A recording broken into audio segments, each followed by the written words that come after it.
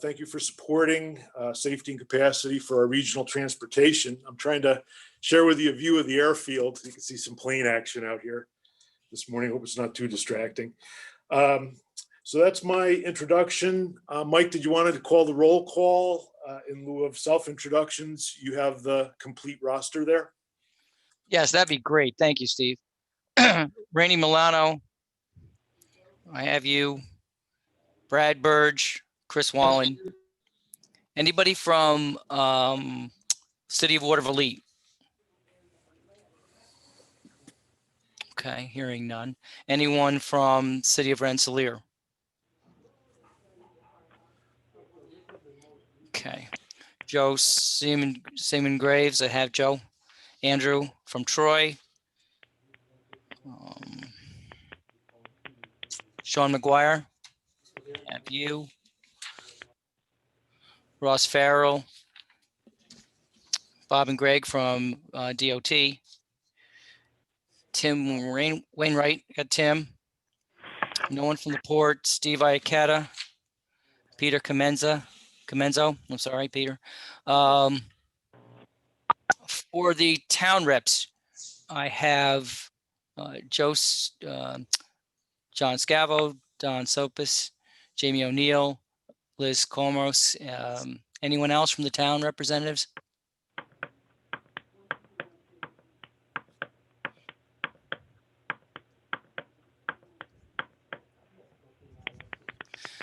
Okay. All right, from the county, I have Bill Anslow, Mike Valentine. I do not have Steve Feeney. Steve, did you make it? Are you on? Hearing none. And from Rensselaer County, any representative from Rensselaer County?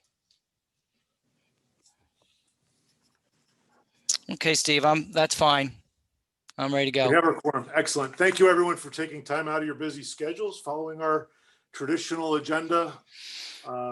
Item 2 is the visitors' issues, and this is a public meeting, and we welcome any visitors to raise a brief comment up to 2 or 3 minutes on regional transportation issues of interest to CTC planning. Is there any visitor wishing to address the board of the planning committee at this time?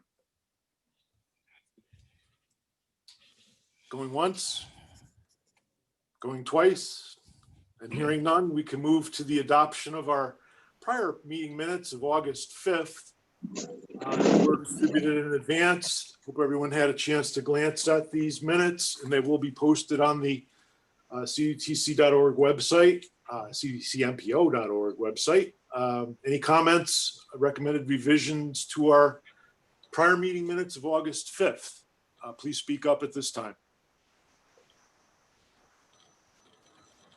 Hearing none, I'd like to move the minutes. So moved, and a second, please. Second by Bradley Burge. Who seconded? Bradley. Bradley, thank you, Brad. All right, all in favor, please say aye. Raise your hand, Aye. affirmative. Aye. All in Aye. favor, please say aye. Aye. I didn't hear it, but that's all right. Everyone's muted. So any abstaining or opposed, please speak up. Unmute. Remember to unmute if you want to take action. Going once. Going twice. Hearing no abstention or opposition, the meeting minutes of August 5th are hereby adopted. Moving forward, we have a presentation from the Regional Planning Commission on the Capital District Atlas by Todd Fabozi. Are you ready, Todd? I am. Excellent. Thank you. Go ahead and Take it away. screen.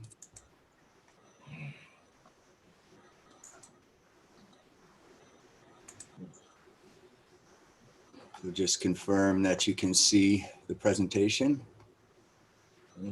All right. And then I'll just ask that everyone mute, and then we can have some questions afterwards. So thanks for inviting me to present on the Capital Region Atlas. And I'm showing you a picture actually of the first regional atlas was one of the first tasks that I undertook when I was brought on at CDRPC back in 1997, so quite a while ago, and it was charged with building a GIS system for the commission, which has long since been accomplished. And one of the ways in which we first showed that accomplishment was to put together the first digital produced atlas. So it was an atlas produced with GIS software from ESRI, and we worked out an agreement with a local bank to help fund the production of an atlas. So we did it as a hard copy atlas.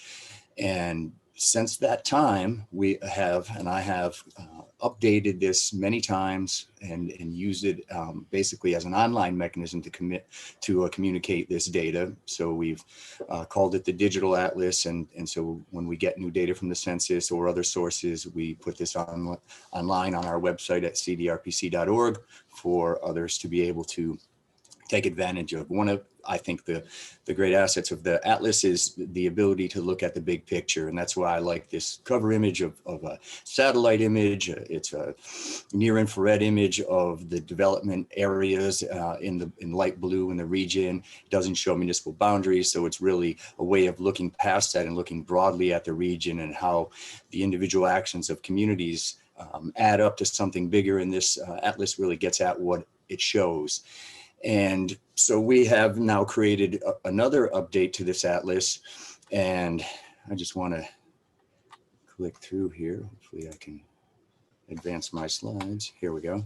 So this is a picture from the previous atlas as well, just again showing how you can see the broad development patterns of the region at a glance. So on to the newest version.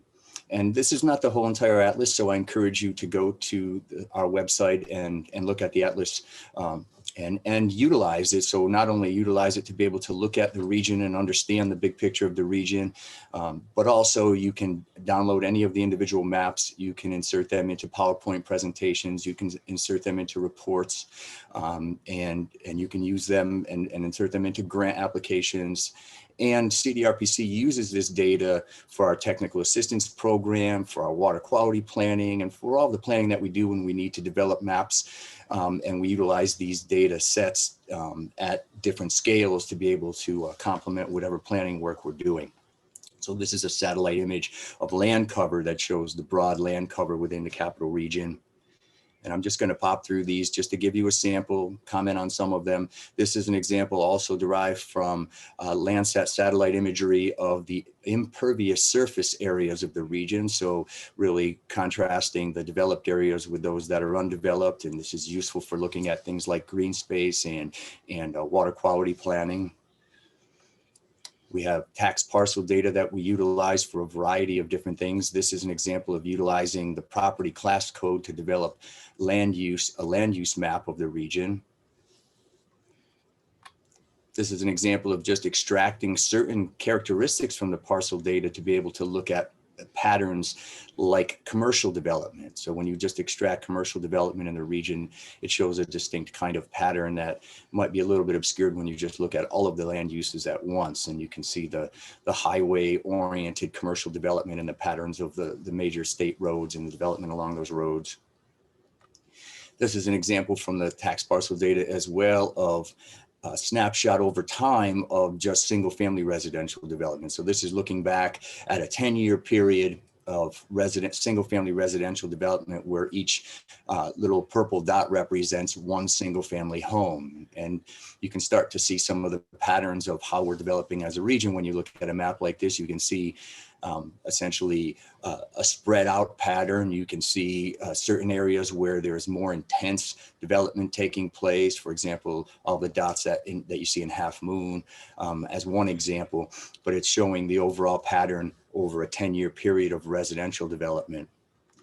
This is an example also extracted from the parcel data of what we work here at CDRPC on a variety of programs. And one of the programs is a promotion for heat pumps. And so it is a clean heating and cooling program that we call Heat Smart Capital Region.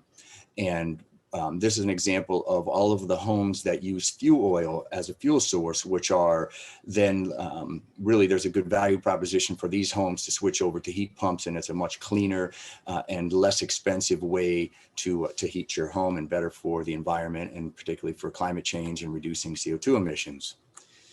This is an example of a little bit of an older map, but we included it because we have not had the opportunity to secure funding to do a new greenhouse gas inventory of the capital region. But this is an example of the previous inventory that we did that was community specific. And it shows the overall greenhouse gases of that each of the communities is emitting. And you can see some pretty clear patterns here when you look at this. In particular, you can see how the denser the area is, the more urbanized it is, the lower the carbon footprint. And that conforms with a lot of the research that we've seen in other places in which you've got multi-story buildings, you've got shared walls, you've got a compactness that lends itself to a transit orientation and a more walkable existence. And you see that reflected here in this map. We have lots of environmental characteristics that we show and can utilize with different studies. And so this is just an example of state regulated wetlands and also hydric soils that are an indicator of federal wetlands. This is an example of flood maps in the region. This is an example of watersheds, and we've got different hydrologic unit code levels that we can show and do analysis on for different watersheds. We have LiDAR data and other kinds of digital elevation modeled data. And this is an example of that, where this is a combination of an analytical hillshade with elevation to show the topography in the region. This is an example derived from census data, and we have a lot of census data maps that are thematic maps. This is a choropleth style map in which ranges are shown for, in this case, population density. This is a graduated symbol map that's based on population over time. So this is one that looks back to 1960 and then goes to the 2010, to the period of 2010, and that census. We'll be getting new data soon for the 2020 census. But this 50-year snapshot shows one of the key dynamics in the capital region, which is a loss of population in the urban areas, because you can see in red those areas that lost population, and the size of that symbol is proportionate to that loss. And then you can see in blue the areas that gain population, and again the size of that symbol is proportionate to the population gain, and the actual number of new residents is, or the growth in residents is shown also in that symbol. This is a look at the population estimates just for this census decade up until 2018. So an 8-year snapshot, and we'll get the actual census numbers within the next year. And we'll be able to see this specifically for the 10-year period, but 8 out of those 10 years is certainly a pretty close indicator to the trend and what we expect. And that is that we are losing population again in the core cities of Albany, Schenectady, and Troy, and Rensselaer, and some suburban towns that are actually losing population as well, and shifts where you see growth in Half Moon instead of traditionally Clifton Park. And so this is an overall dynamic of what we're seeing. And if you look at the total number, at least by the population estimates to 2018, it was only a little over 13,000 new people. So we'll see when the numbers come out, but we don't expect anything probably greater than 17,000, more likely 15,000 new people over a 10-year period, which is dramatically different than the expectations a number of years back. Those that have been around for a while know that we with CDTC and CDRPC and others did analysis of potential growth scenarios with the new chip fab plant coming at the time, and we were expecting potentially so-called hyper growth, and we heard all about how we're going to turn into Austin, Texas because of all of that. And during that previous census decade, we gained 44,000 new people or so. And now that we have the chip fab plant, we're only gaining about maybe 15,000 new people. So not only didn't we turn into Austin, Texas, but we've dramatically dropped in population growth in the region. This is an example of building permits, which is another indicator of where the development is going. This is an example of household income. So it shows the distribution of household income, and you can see a definite pattern in our region. And this is a pattern that keeps showing itself in the capital region, in which the higher income areas are the surrounding suburbs of the traditional cities, which a lot of that exodus, of course, went to those areas. And so it was not just overall numbers that left the cities, but it was a higher income population that left the cities. This is another map that shows a similar phenomena of just poverty in the poverty areas. And you can see the concentration, the highest concentration areas are in the cities, and there is also rural poverty as well indicated in this map. If you look at the location of the minority population, it's concentrated primarily in the traditional urban areas and the surrounding inner suburb areas. If you look just at the Black population, highly concentrated, highly segregated, if you will, in the urban areas, a trend that we've seen for a long time. So one of the things that is definitely an indicator in the new atlas is the ongoing continuation of the patterns that were first indicated back with the 1990 based data from the first atlas. So there's not been a lot of change in terms of the patterns, the demographic patterns. There's been primarily a change in the continued exodus and spread of residential development in the outlying areas. This is an interesting map to me because this is an indicator of where people who did not live in the country prior to 2010 moved, which is primarily the urban areas. And it gives the overall number of immigration into the capital district since 2010, which is around 17,000 persons. And so if we look at a potential growth in the region of only 15 to 17,000 new people, and then 17,000 new immigrants. Basically, what this is saying is that if it weren't for immigration, that basically we would not be growing at all in the capital region. We'd actually be losing population. And the cities in particular would be losing even more population. This is a distribution of the educational attainment in the region, and there's a high correlation with the higher income areas and the higher level of educational attainment. This is a map of housing value, again, based on census data, on ACS data, and you can see the values are mostly higher in the areas that have the newer level housing and out in the suburban areas, some exceptions in Saratoga Springs.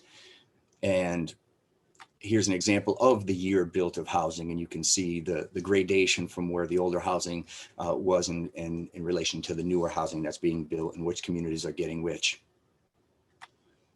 This is a map that shows rental housing, and in this case, it's a dot density map where 1 dot equals 50 units of rental housing, primarily concentrated in the city, but a smattering throughout suburban areas.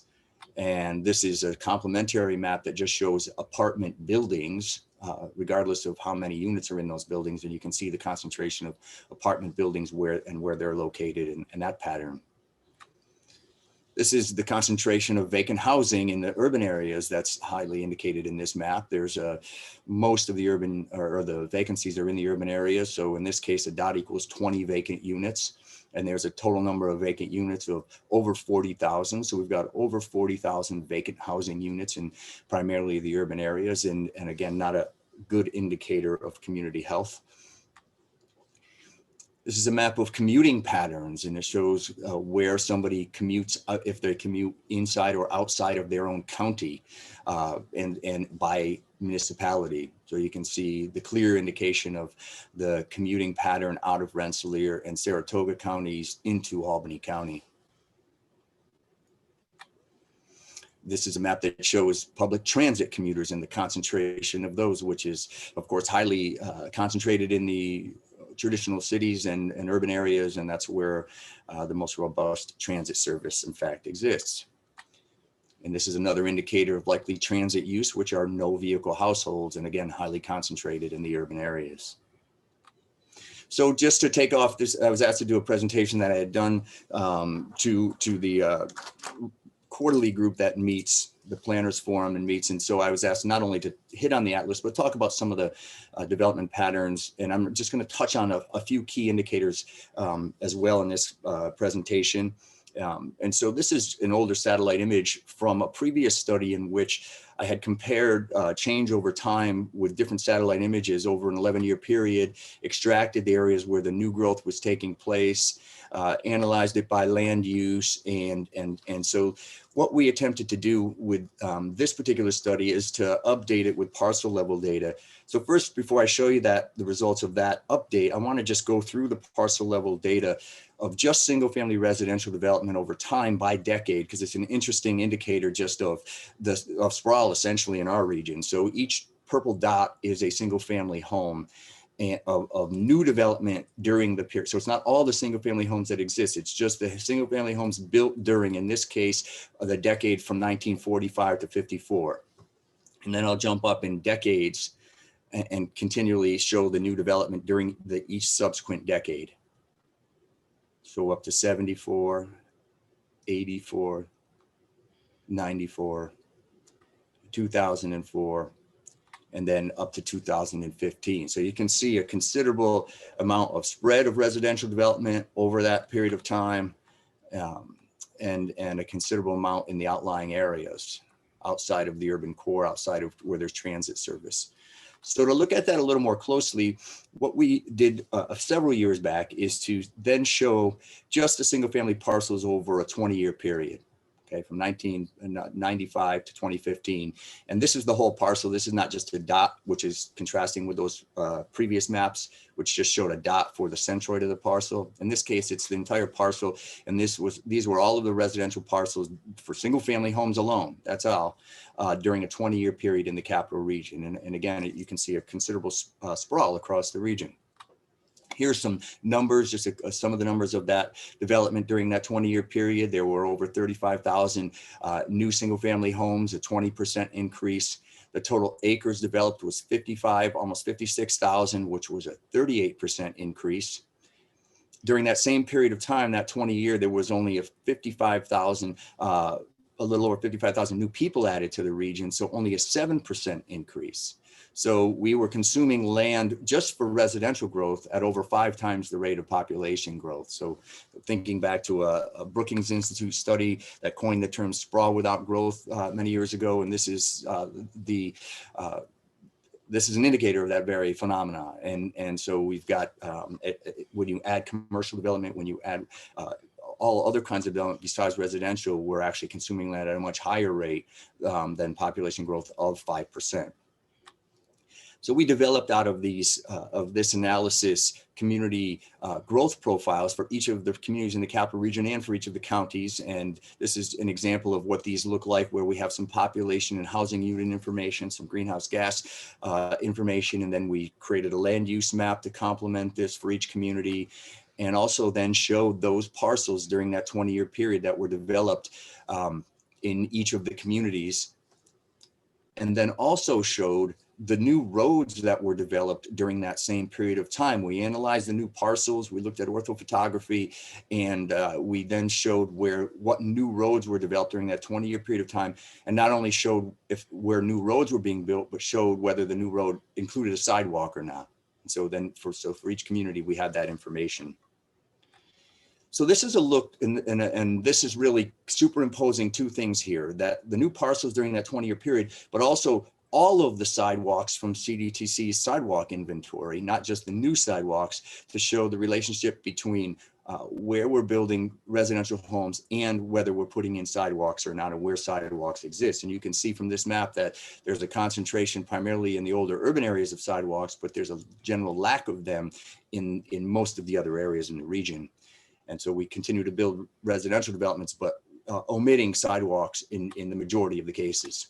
So this is just a closer look. We can zoom in and compare where there were sidewalks in contrasting with where there was new residential development. This is just a look right in between Albany, Schenectady, and Troy, and Colony, and Guilderland. This is a look at southern Saratoga County and Clifton Park, Half Moon. And I should qualify this does not include multi-use paths in this particular view. So there are some of those, particularly in Clifton Park, that can be used for walking. Interesting contrast when you look at, for example, Niskayuna and Schenectady, and you can just see how we just essentially stopped putting in sidewalks at a certain point in time when we were building residential developments. And you can see that throughout the region. And you look at big development outside of Mechanicville and no really attempt to kind of connect these up, or developments in Half Moon that are comparable almost in area to a whole city and without any sidewalks. And you can see some efforts here in Bethlehem to be able to string some areas together with some new sidewalks. And so I just want to end here with just a look where we can zoom down. It's not included in the Atlas, and the Atlas again looks at the bigger picture. But when we start to look at those residential developments, those new residential developments, and we start to look at air photography of them and dissect their particulars, you see there's a common pattern, I think, that we're used to. Maybe when you start to extract it and look at it in total, it becomes more stark, and that is this just disconnectedness of things, the cul-de-sac model, the lack of sidewalks, the lollipop nature of just and what I suppose we could call podification of a lot of the suburban areas. And these are areas that are really difficult to navigate outside of a car. These are areas that use a lot more infrastructure than would really be efficient, and they're not really serviceable by transit in any efficient way, and very difficult to try to connect up in any fashion because of the dead-end cul-de-sacs with houses on the end. How do you add on to that or extend this in some fashion? It's a very disaggregated pattern that is not the ideal for really trying to create walkable, bikeable, transit-oriented, sustainable places. And so this is the last image, and I just wanted to hit on that before I end it. So I'll end right there, and then be glad to take any questions if anyone has them. See, excellent. Thank you very much, Todd. Good overview, executive summary. This is very useful data in all our project applications, grant administration, and excellent resource updated. And thanks for starting with our favorite infrared Landsat image. That's a favorite of mine as well. Any other questions for Todd on this overview of the Atlas? And always remember it as an excellent resource for our 4-county region. Any questions? Remember to unmute and remute. We can move into our action items if there's no further discussion. Are you ready, Mike? Item 4 on the agenda is a running story, our fiscal constraint discussion, tip summary, table 4, and the budget estimate update. Please refer to your advanced agenda and the table 4. Most up-to-date version is also on the website. Michael? Yeah, I mean, we've seen this before, as Steve said. The table 4 is the fiscal constraint table. You can see that there have been some changes since the last one. We've had some rollovers. We're going to talk more about rollovers and other moves in the tip when we get to the STIP performance section. But this is the impact of some of those rollovers and some of those changes on the table 4. An effort of to make full disclosure, to ensure full disclosure. On the back page of the packet is a list of changes that we've made that are made through project selection that we make with the approval of DOT and the project sponsor. And that's just to make sure that the community understands and knows that we do make some small changes that do not get approved by the planning committee. So that's included on that page there. And that's about it, Steve. If there's any other questions, we're available for questions. The floor is open. Any comments? Highway administration is deeming this sufficient, Michael? Has there been communication of concurrence from FHWA? Well, we're still in the process. Glenn, we're still in the process of making some of these changes, or does this reflect all the updated changes? Okay, the STIP performance changes have all been made. Yep. Can you hear me okay? Yes. Yeah. Okay. All right. So this then, Steve, to answer your question, and this kind of demonstrates some of the conflicts between trying to maintain fiscal constraint and at the same time improve STIP performance. The planning funds move with the project. So that's what's happened in this table. In other words, to get to better STIP performance, we've moved projects and we've moved their funding into other years. That has resulted in some changes to the percentage of over-programming and under-programming. I'm not sure there's any way that we can address that and still maintains tip performance. Bob Rice, do you have any comments about that?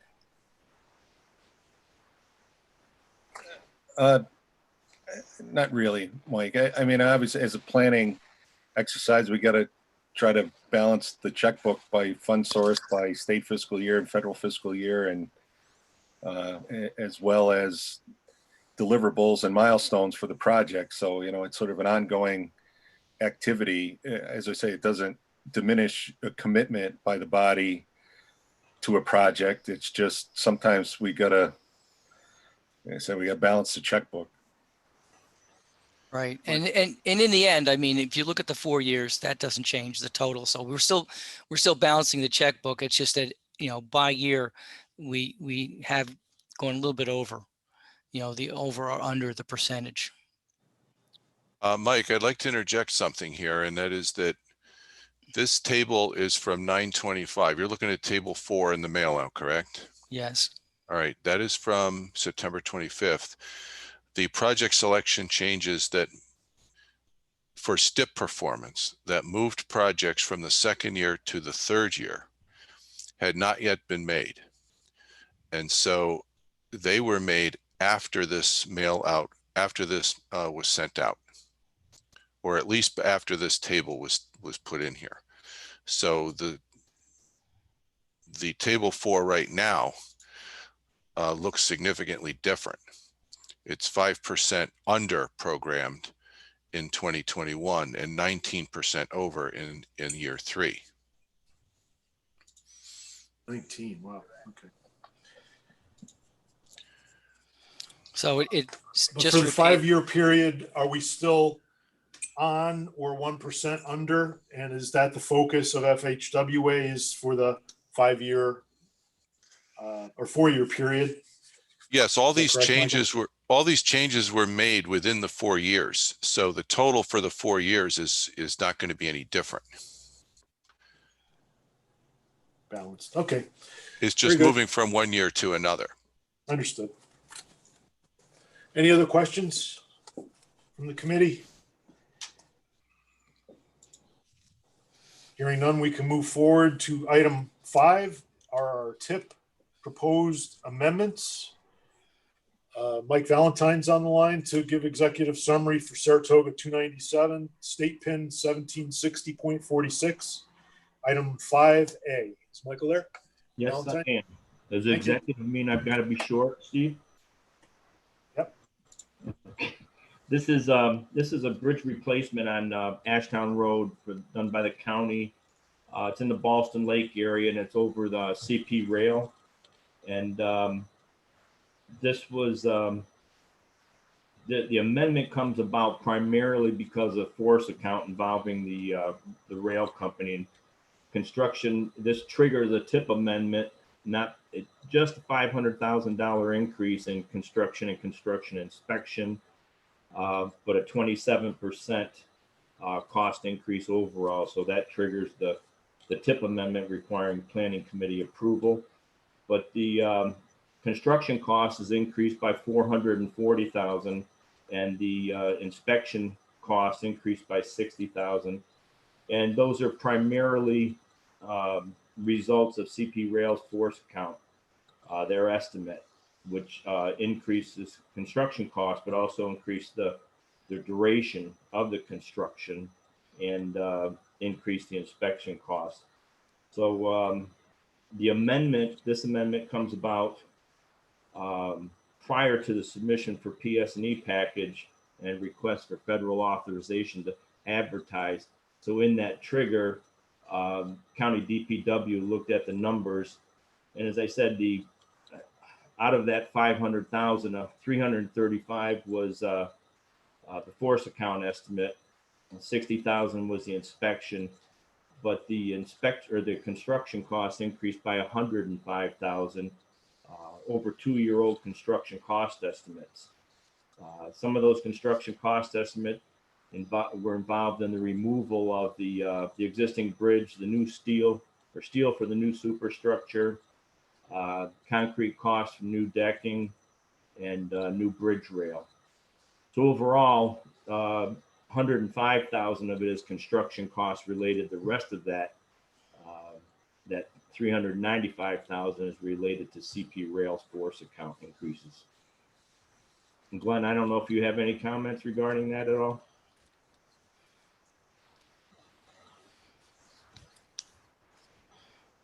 No, guess not. That's all I have then, Steve. Great, thank you, Michael. Appreciate the overview. We are accustomed to hearing challenges on railroad projects, and D&H being no exception here. Any other comments around the table?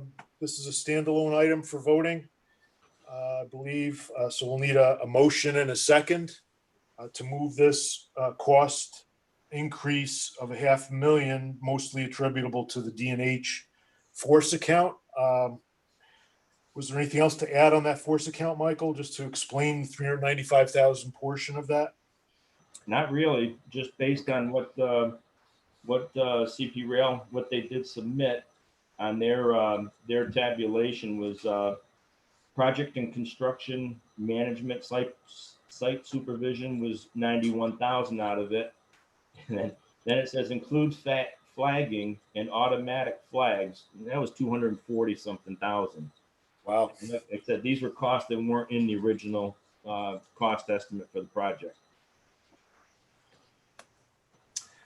The single annual auditors will have fun with this, but everything's documented. So anything further? Are we comfortable to vote?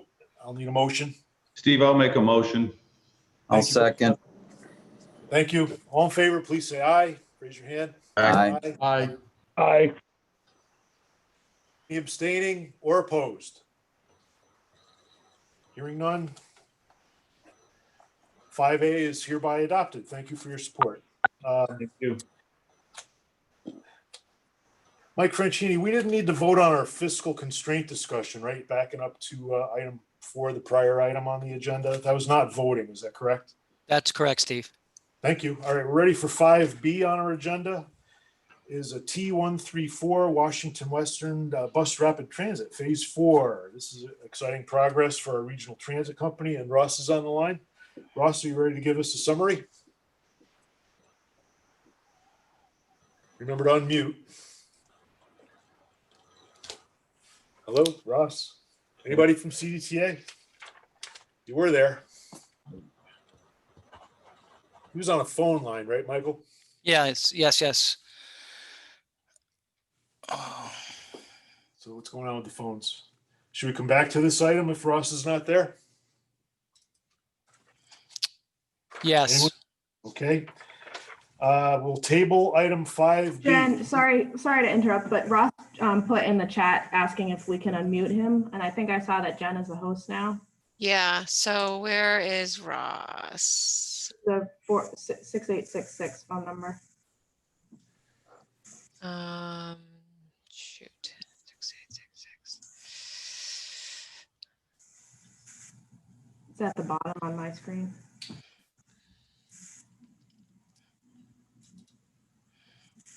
I'm Yeah. looking. Sorry, Ross.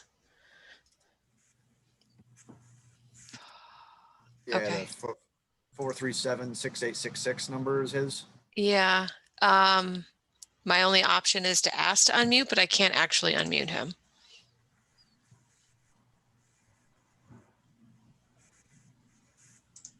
So Ross has to unmute himself, is that correct? Yes. All right, we can come back to this item 5B. Use the chat room to please discuss and give guidance if we can. Assist Ross with unmuting. Right, Michael? Yes. We'll take table 5B momentarily, and I believe Ross will be with us shortly, but we'll move to 5 Charlie. And this is T125 state pin 1824.62. Oh, this is also bus rapid transit. The next 3 items, Charlie and Delta, are all CDTA, of course. Right? Steve, can you hear me now? Yes, Yes. Ross. Thank you very much. All right, we got 3 items for you to give us executive summary on. That's B, 5B, Charlie, and Delta. Should we vote on all 3 together, or are they separate items? I think that the first one is a separate item, and then the next 2 are together. So I'll start with T125 34. Sorry about that, everyone. My desk phone wasn't working for whatever reason. The background to this project, I think everybody knows about. It's the Washington Western BRT. We were announced funding in May of this year. This is phase 4, which is the phase that is attributed to the small starts funding, which is the capital investment grant program from the Federal Transit Administration. As you can see from the last table as part of this this agenda item, this is the largest portion, let's say the main portion of the BRT line, due to the fact that we've had the BRT set aside. In the past, we were able to break out phases and implement them in advance. But this is the largest phase, again, with small starts funding. We don't have a grant agreement yet. That's really the last step in the process. And to get to the grant agreement, we need to put the project on the tip. So that's what we're looking to do today. And then we hope to start construction in 2021 and roll out at the end of 2022 or early 2023. So again, this is just to put the project on the tip.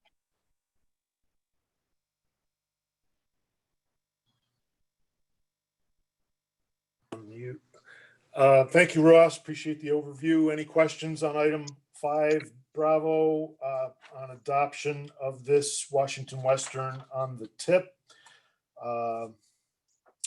It's not a fiscal constraint increase, but it is a, what did you say, 70? Can you clarify the 77.7 million number, Ross? Did you do that?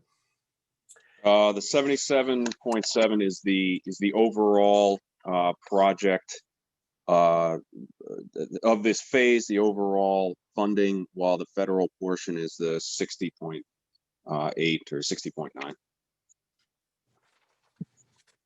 Okay, any questions for Ross? Further discussion?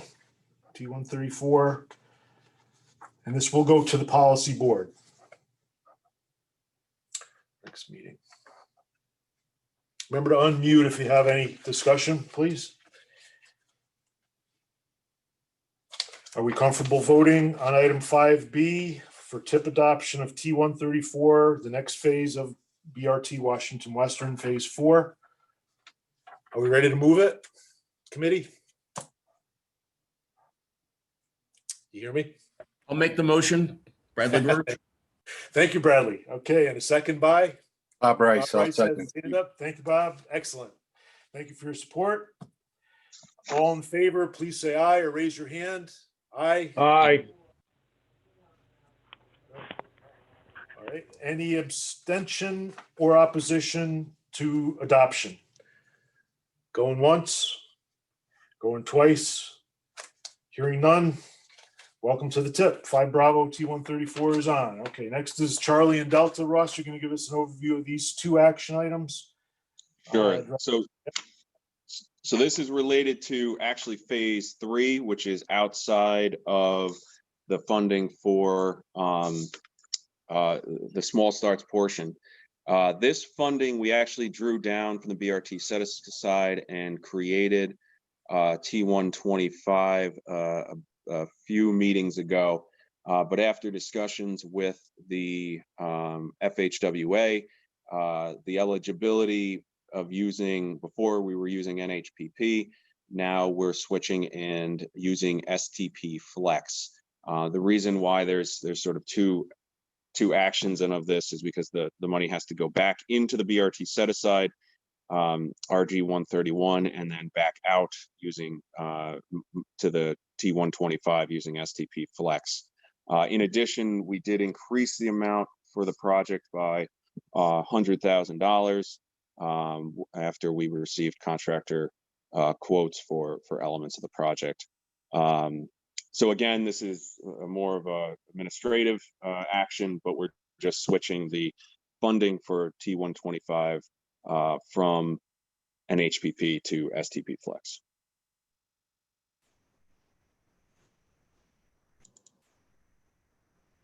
Yeah, thank you for that overview, Ross. Discussion at this time. Any questions for Ross on the two items, 5C and 5D?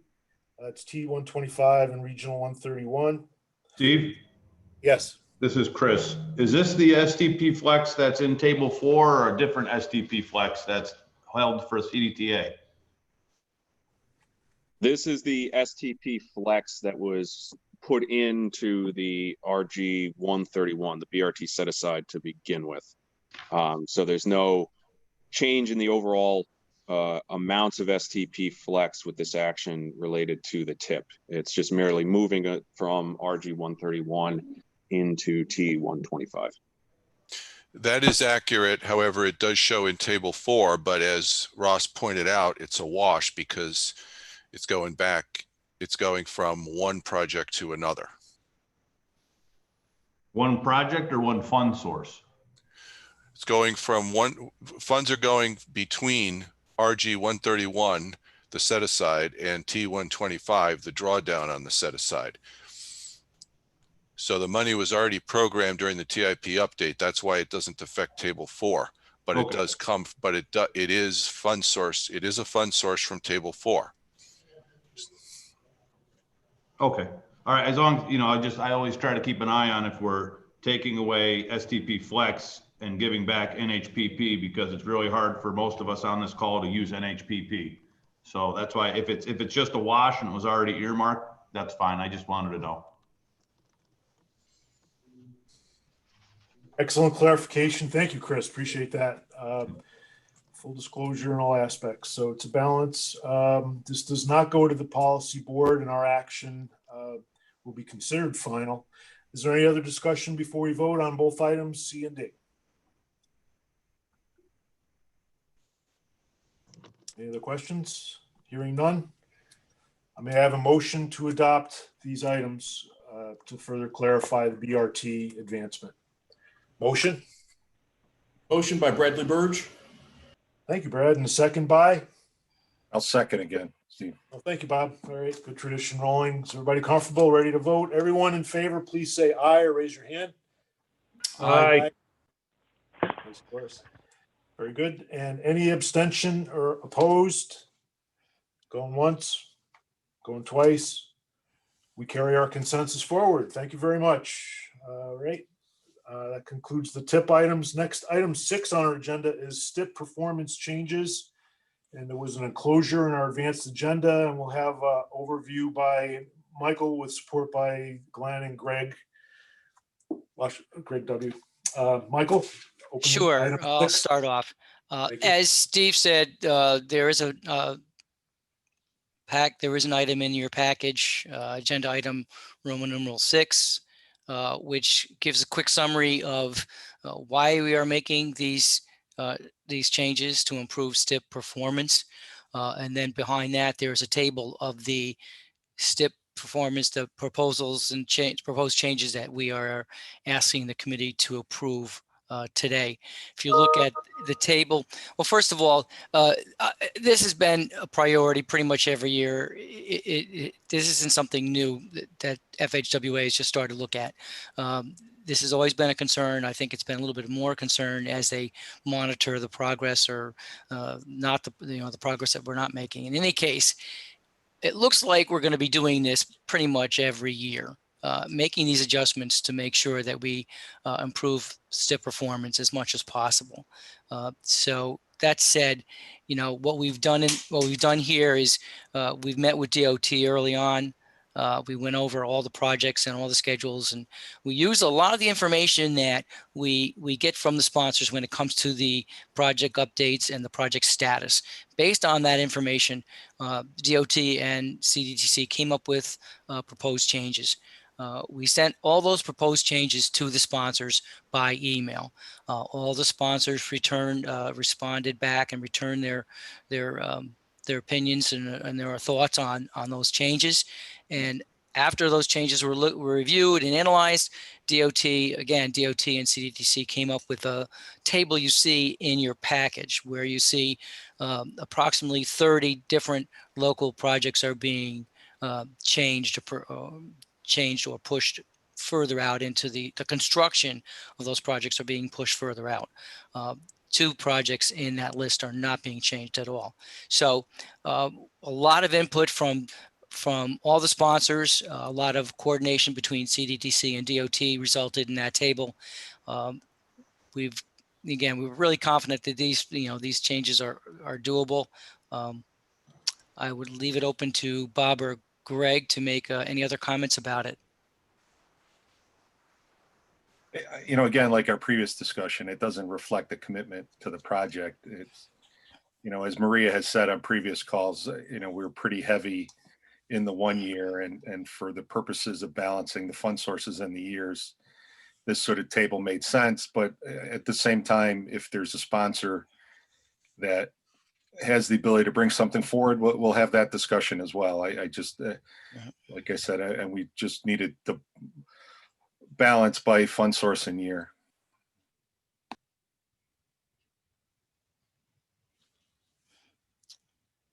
So I think that's it, Steve. Unless there are questions from the committee, we'd like their approval on these changes. Very good. Thank you all. Are there any questions or discussion on the STIP performance update? And this is a voting item, as Michael indicated. So would like to move it if we're ready. Motion to approve by Bradley Burge. All right, Brad, you're on a roll. Second by? I'll second it, Steve. Hey, Steve Feeny. Oh, great, Steve. Thank you very much. All in favor, please say aye. Aye. Raise your hand. Very good. Any abstain or opposed? Going once, going twice, hearing none. Consensus carries. That's item 6. Item 7 is the DOT performance measure with target approvals. It was also an advanced enclosure, and Michael open it, and DOT will further clarify for item 7, performance measures. Go ahead, Michael. Sure. Just to give some historical perspective, since MAP 21, the Federal Surface Transportation Bill, and further endorsed in the FAST Act, there have been federal performance measures and federal performance targets that have been required of all the MPOs and all the state DOTs. I think this is the 3rd time that we've approved safety performance targets. There is in your package the same format with the blue headings that show the progress that we have made as a state, and DOT's proposals are to continue making that progress. So that's about all I have. DOT, do you have any comments on these targets?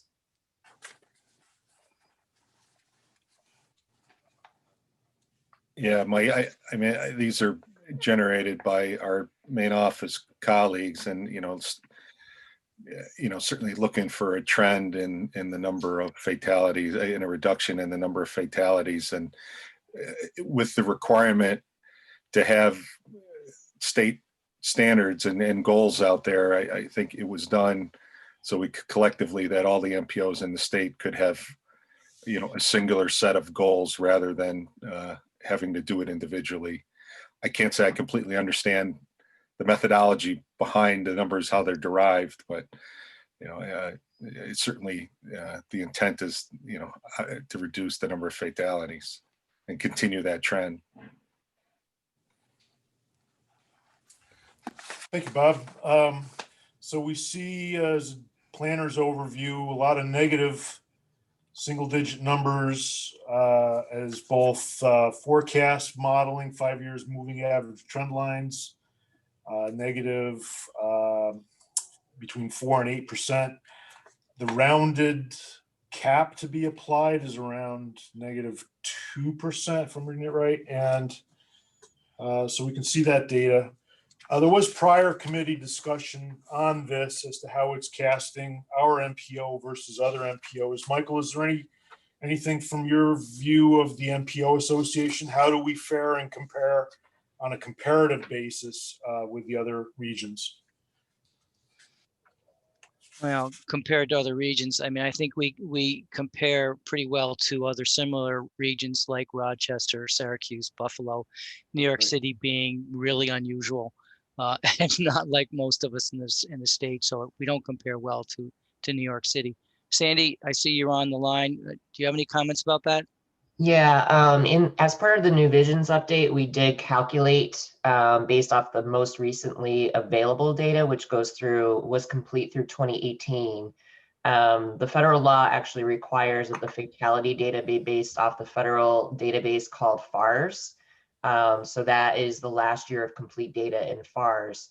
On our fatality measures, we're on par with what the state is. On our injury, we are not faring as well as the state. So we do have more work to do in our region. Interesting. Very good. Good information. Any questions from the committee? This is a voting item, so we'll. Hey, Steve, Yep, go ahead. I'm just real quick. I don't know if we're not going to know this for 2 years if we're looking at 2018 data, but you know, the region's been essentially on pause, right, since March. Yes. So I have to imagine that vehicle miles and everything down. I mean, are we anticipating, or is anyone anticipating that we're going to see an anomaly and a large dip? This is Sandy. I've been pulling crash data for this year already. There is absolutely a noticeable decrease statewide and in our region in overall crashes. Interestingly, fatalities have stayed largely the same. Injuries have gone down. Property damage only have gone significantly down. So how it plays out and filters out over the course of the year, we'll be monitoring. In terms of the methodology that the department used to create these 2021 targets, they did not consider COVID. So keep that in mind. I think it'll be very interesting to see nationally how this all plays out over time. It creates a little bit of a tricky situation because it may make us look, you know, I hate to say a little artificially better because of the COVID crisis, but we'll have to wait and see.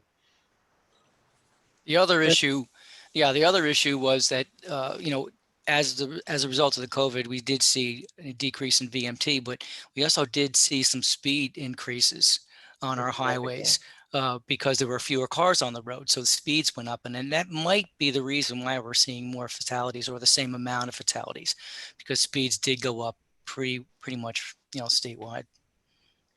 And just real quick, related to that point, we pulled ticket data from all of the police agencies for the first 6 months of this year. And for their own safety, obviously, police were not ticketing significantly at all in the months of later March and into April. They're back on the road now, but Mike's absolutely right. Without that enforcement component, there was a perception that I could do whatever I wanted on the roadway. And, you know, we saw a lot of uptick in speeding. Excellent points. Thank you, Sandy, Michael, Greg, and all. Are we ready to vote endorsement of the proposed performance 5-year measures? Any further discussion? May I have a motion to adopt? Motion. Who was that? Chris? Oh, thank you, Chris. And second by? I'll second it, Steve. Who was that? Steve.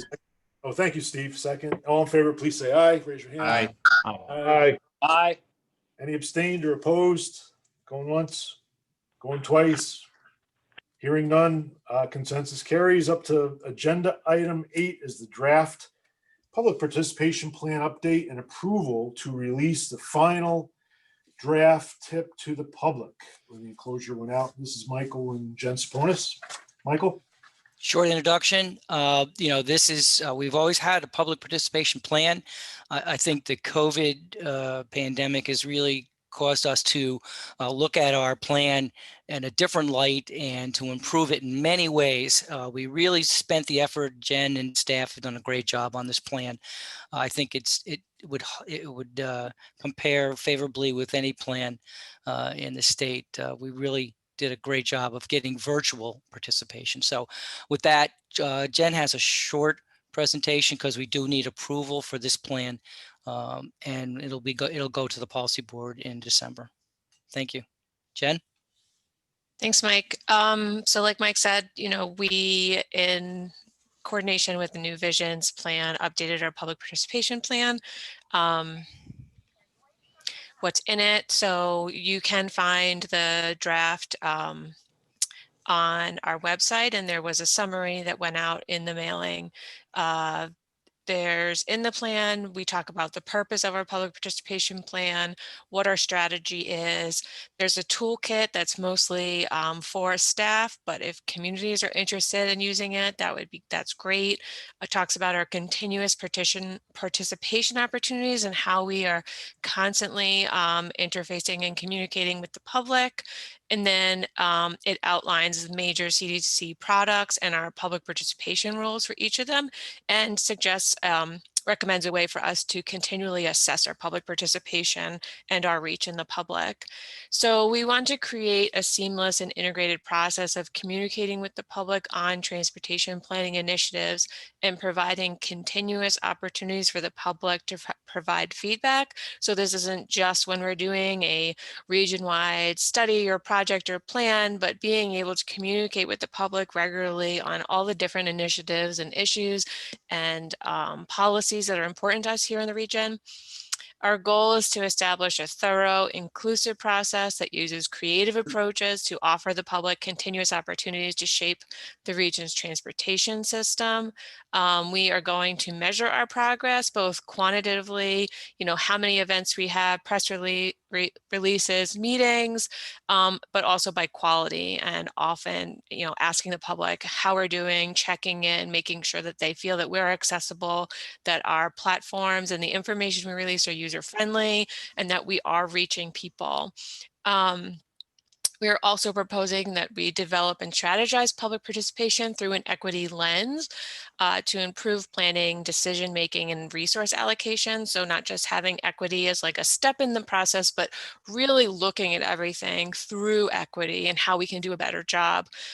So scanning for EJ populations, and also introducing questions while we're developing a scope for a project or a plan, the public participation part that, that helps us identify what the equity issues and develop better strategies focused on that. So the notable changes from the 2015 plan update, again, is we prioritize equity in the development of scope and not as a separate required assessment. There are very defined goals, and the public participation toolkit is a notable addition. The toolkit has 20 different participation ideas, both virtual and non-virtual methods, and given the importance and rise of virtual public involvement over the last few months, it really talks about, it provides guidance for integrating virtual public involvement into all outreach processes, but then also how to do standalone virtual public involvement methods like online surveys and stuff. And then of course, partner opportunities. Who are the stakeholders and partners in the region that we can work with that can help us reach more people? So next steps, we're asking the planning committee to approve the draft so we can to be released to the public. December policy board meeting will be asking them to approve a draft, and then the public comment period is 45 days, would end in January, and we would present the final plan for adoption in February, and then to policy board in March. Okay. Thank you, Jen. Thank you, Michael. Good plan, and rolling with the daily and continuous challenges of global pandemic is quite unique, but I think we're faring as best as can be expected. Good faith efforts all around. Kudos to all the staff. So this is a voting item, motion to adopt the participation plan as proposed. Motion. Motion to adopt by Bradley Burge. Thank you, Brad. Second by? So moved, Sean McGuire. Thank you, Sean. All in favor, please say aye. Raise your hand. Aye. Aye. Nice chorus. Any abstention or opposition? Hearing none. Going once, going twice. The adoption is carried forward. Good consensus. Thank you, everyone. Moving forward to the regional trail feasibility study. Award approval, and there's funding on this. Item 9 on our agenda. And we're ready for a presentation by Michael and also with Jen Saponis. Thank you. Okay, just quickly, in our last in last UPWP update, we included this task. It's the first time that we asked sponsors for applications for trail feasibility studies. And the idea was to try to implement some of the recommendations in the trail plan, in the new trail plan that we developed about a year ago. And the applications, Jen will go over in more detail, but I just want to say that all the applications were extremely strong applications, and we really appreciate everybody's efforts in their submitting these applications. All the projects were good. And if you look at the handout in the package, you see how close the scores were. This was not an easy decision. So that said, Jen, would you, go into a little more specifics, please?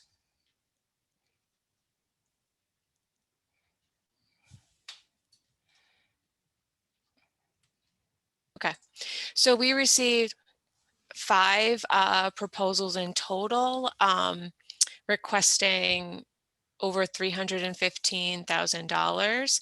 And like Mike said, they were all high quality, very competitive proposals. As you can see in the handout, we included the score and the details for each proposal. The evaluation committee, which consisted of DOT, CDRPC, and staff from the Empire State Trail, evaluated all of the projects and submitted comments. And based on our evaluation and discussion, we are recommending the Patroon Greenway study for funding because of its regional impact and the value of the project. It's one of the larger trail proposals from the Capital District Trails Plan. So we are suggesting moving forward with that project. Thank you, Jen. Any discussion before we vote on this item? It was very competitive. Yeah, Steve, I have some discussion points to make prior to the vote. And then after the vote, I'd like to make a general comment regarding linkage and feasibility. But in what my discussion points are, I want to make it clear, Saratoga County was one of the 5.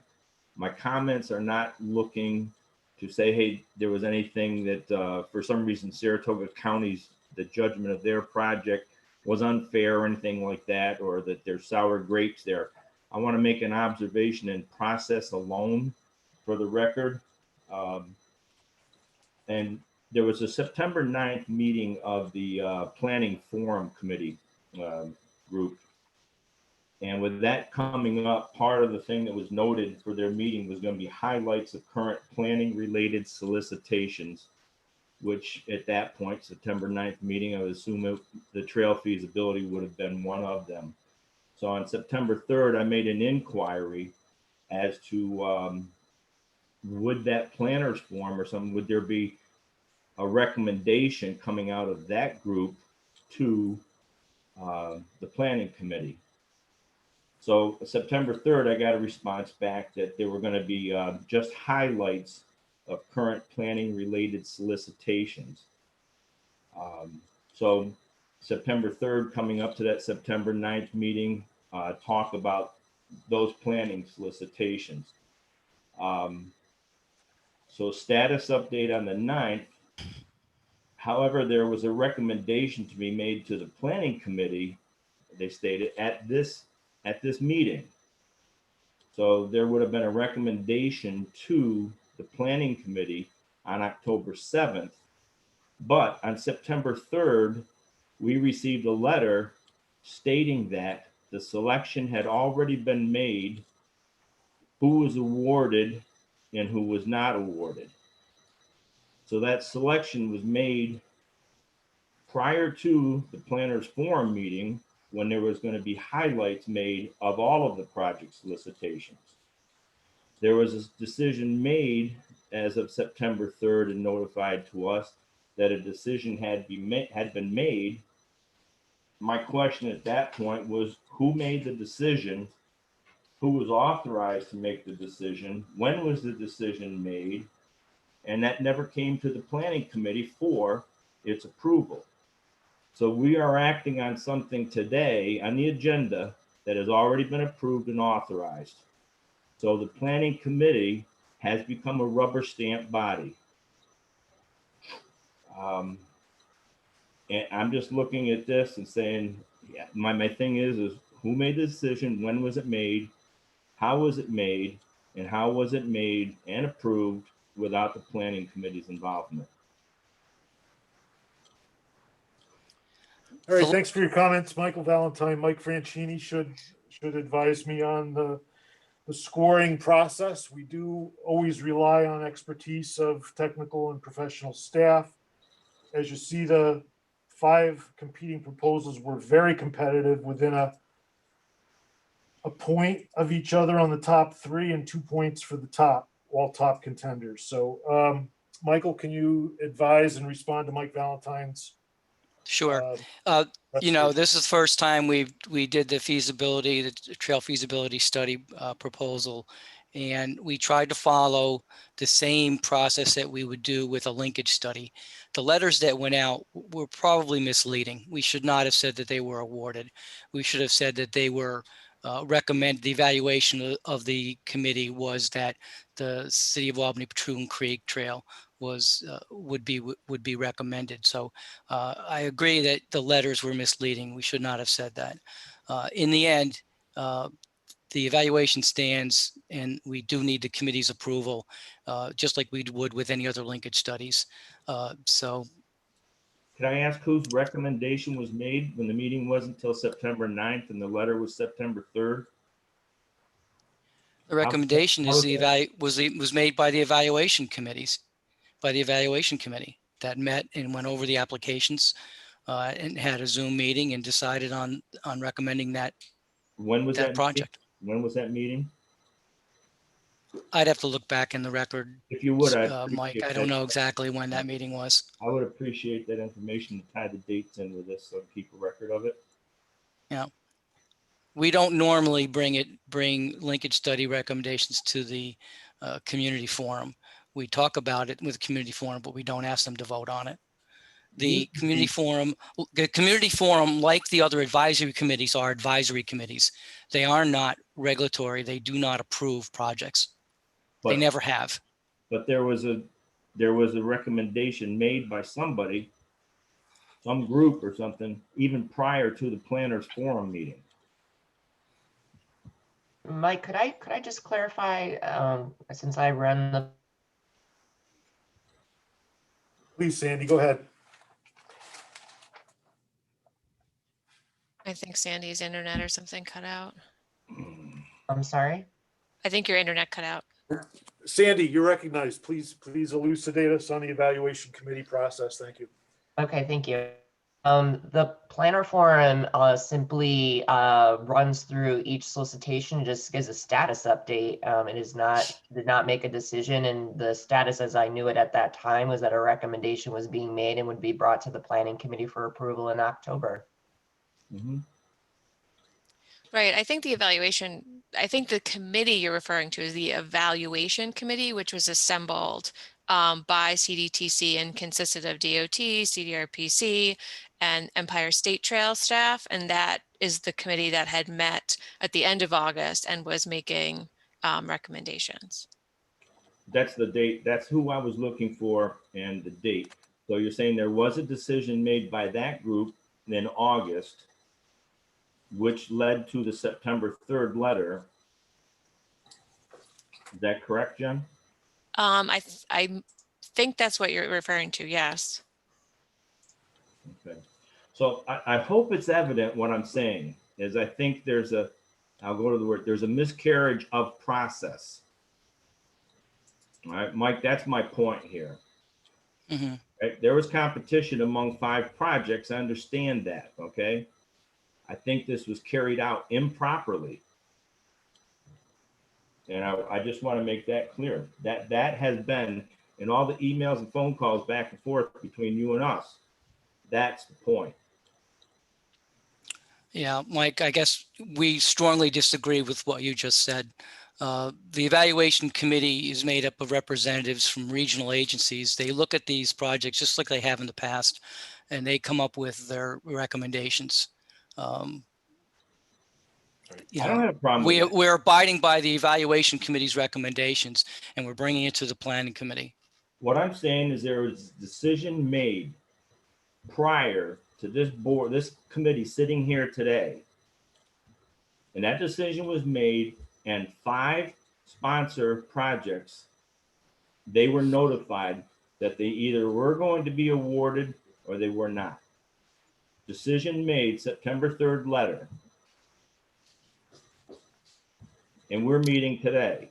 Right. And we told the process was that the decision determination would be made at an October 7th meeting, but the awarded project had already been notified. They were, 4 others were told they were not. And as I said, the letter was misleading. It should not have said that it was recommended.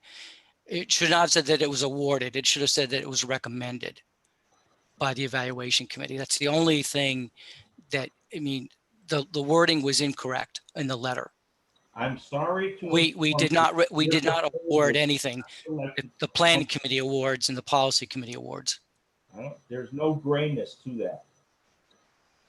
I am sorry to inform you that your proposal was not selected for funding by a committee that included whatever. Some committee already made that selection, not the planning committee of CDTC. No, they made a recommendation. They didn't make an approval. They can't. Evaluation committees never make approval. They make a recommendation. I understand it. That's my major problem with the process.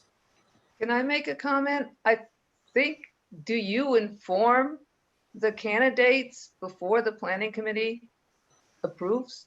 Yes. That's what the letter is.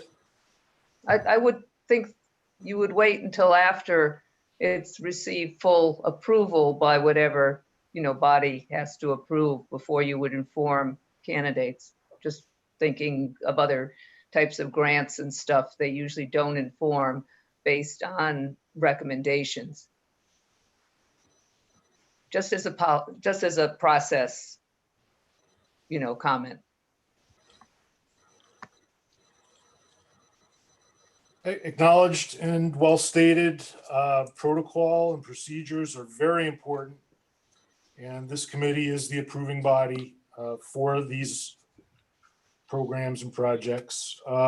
Any other comments before we vote on the recommendation of the DOT, Empire State Trail staff, NCTC staff recommendation to award, as noted, 75,000 plus a 25,000 local cash match, completion within 12 months. So it's a $100,000 consultants project. Any other questions? Any other notes? It's duly noted that staff will endeavor to improve upon communications to assure accuracy in communications always. Best good faith efforts by all recognized. Any other comments?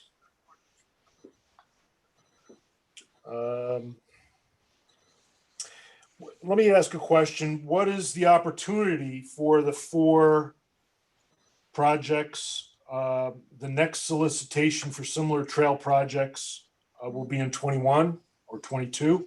What are the upcoming opportunities to advance the other 4 projects and others? The next selection for this task would be toward the end of 21, because these are 2-year projects. So for this particular task, it would be about a year and a half from now.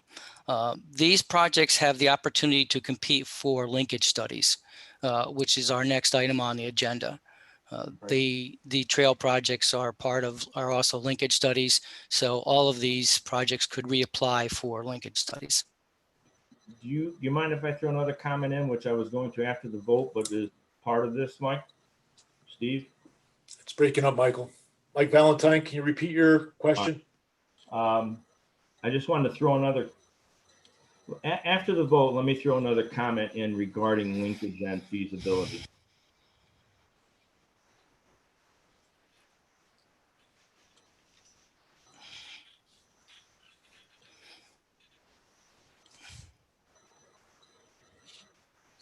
Mike, I'm not hearing your comment. Mike Valentine, can you repeat your comment, please? I'll hold off till after the vote, Steve. All right. Okay, thank you. All right. In the interest of good order, may I have a motion to adopt the recommendation of evaluation committee for Patroon Creek Greenway as presented, agenda item 9. Is there a motion? I'll move it, Steve. Steve Feeney. That was Steve Feeney, thank you. And second by? Chris, City of Schenectady. Thank you, Chris. Grateful. All in favor, please say aye and raise your hand. Aye. Aye. Abstain. Chris, abstaining and opposed. Abstain. Abstain. That was Mike Valentine and who else? Andrew, Troy. Thank you. Noted. For the minutes, Chris O'Neill's taking our minutes. Or Michael, who's doing the minutes? No, Carrie is, but I No. got that. Thank you. Carrie Ward is. Carrie, thank you very much. Just making sure we're recording. It Yep. is a rare event to not carry full consensus, but the abstentions are noted by Saratoga and Troy. We ready to, we did vote, so that is recorded. Next is the Linkage Planning Program for 2021 and 2022. Small but important consultant projects always, and this will be an overview by Michael's intro and Sandy Miswitz. Take it away, Mike. Steve, I think Mike Valentine wanted to make a comment after the vote. All right. So Mike, you still want to make that comment? If you don't mind, and I think it was noted before that this was the, Mike, you had mentioned this is the first time that feasibility studies were being proposed with funding like this. And I know we've had discussions as a committee before about the difference between rural versus urban, small versus larger towns, municipalities. And I'm wondering, as we look at feasibility studies in the future and the possibility of linkage studies, with linkage studies, we looked last time in the awarding about new municipalities coming in, and we pulled some villages, which we've tried to before, but we've had some villages awarded. And the look with the feasibility study, there was a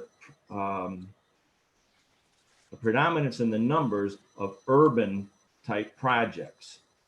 And I'm wondering and I don't need an answer now, and I'm not looking for that. I'm throwing out the possibility of discussion about two funding sources or two ways of looking at both linkage and feasibility studies, about dividing them into urban linkage, urban feasibility studies versus suburban rural.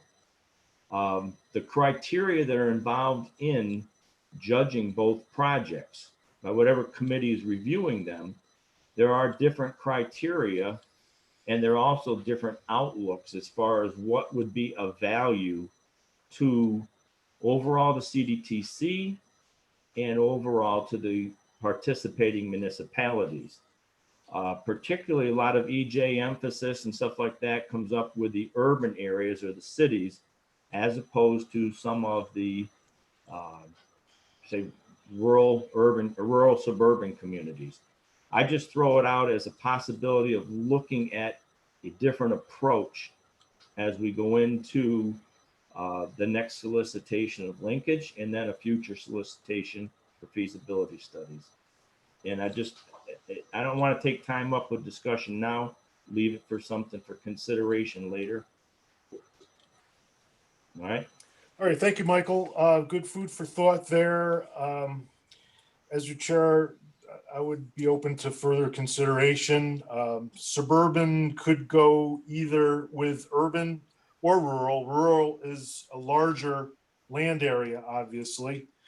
We could do it based on the Regional Planning Commission data or other options. But with that, I think we can move forward. Is that right?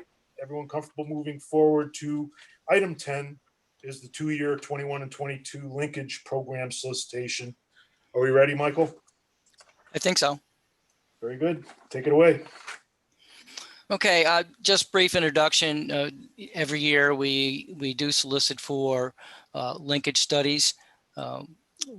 One concern that we've had this year, I mean, I'll pass this off to Sandy, our program manager, but one concern we did have this year with some of our solicitations was the ability of sponsors to participate.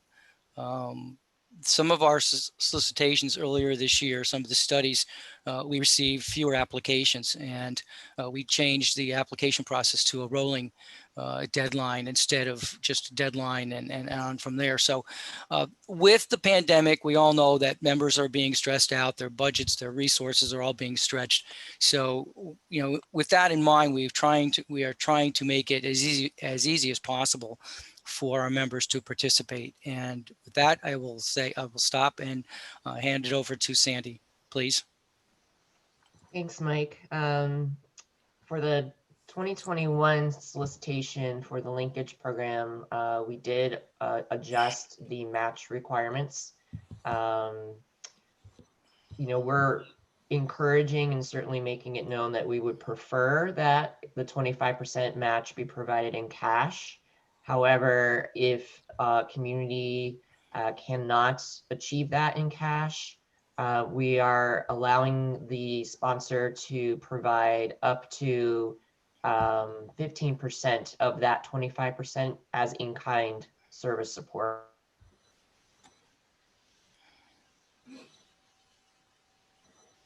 Provided. But we were hopeful that this might alleviate some concerns on the part of local governments in terms of being able to access these resources in 2021, knowing that there could be some big fiscal crunches at the local government level. Along with that change, we have updated our document, our solicitation, to reflect the new Visions 2050 plan. It did not really alter the overall eligibility criteria. We did remove, because now that we have a joint technical assistance program with CDRPC, we did eliminate the technical assistance option. We used to have a technical and only technical assistance, non-consultant. Folks will be referred to the technical assistance program if they're looking for something very small scale like that. We also updated the evaluation criteria to more strongly reflect, based on the demographics of your particular study area, how a sponsor plans to engage what we're calling disadvantaged populations, which could be anything from minority groups, low income groups, to senior citizens, to folks with disabilities, again, dependent on the demographics of your study area. But the point being is, how are you going to get these folks to be part of the planning process, and ask you to provide some information on that. Excuse me. We still plan on funding up to 3 projects for next year at the same budget levels we've had the last few years. So 175,000 in federal funds is available for consultant assistance. The final thing I would say is, you know, remembering the spirit of this program is the connection between land use and transportation. Proposals that hit those points the strongest are going to be selected first. So I just want to make sure that folks understand the spirit of the program. That doesn't mean that other types of projects are not eligible. They certainly are. But we want to make sure that that connection is being made through this particular program, which is the underlying spirit of the linkage program. I think those are the highlights, Mike. If there's any other questions, I'd be happy to answer them. One other quick comment, opening up the local share to in-kind contributions. It does add a little bit of a risk to CDTC and our finances. It's really critical that if you as a sponsor propose the use of in-kind resources, that you are able to document those in-kind resources, and the estimates of those resources should be reasonable. You know, I mean, it's not easy to estimate how much time and effort you're going to spend on a study, but as best as possible, those estimates have to be reasonable. So just keep that in mind if you're proposing in-kind local share. Thank you. And one final point, we are still going to keep a deadline for this first, we'll call it first round of December 16th, which is a Wednesday, with the idea being, let's see what the interest is. If we don't get a number of applications, then we will consider shifting to a rolling. So I just wanted to make that point as well. Thank you for your excellent staff leadership on the linkage program and other work, Sandy and Mike. This is a voting item as proposed for release of the solicitation outlined in our advanced agenda with all the electronic website and other options available for seeking assistance. Call Sandy or the CTC linkage at ctcmpo.org site focusing on this program. So motion to adopt the linkage solicitation. Motion by? So moved. Who's that? Mike. Thank you, Mike. And second by? Second. Thank you, Liz. All in favor, please say aye. Aye. Aye. Any abstaining or opposed? Hearing none. Going once, going twice. Item 10 is hereby adopted, and we move into discussion items. Thank you for your support.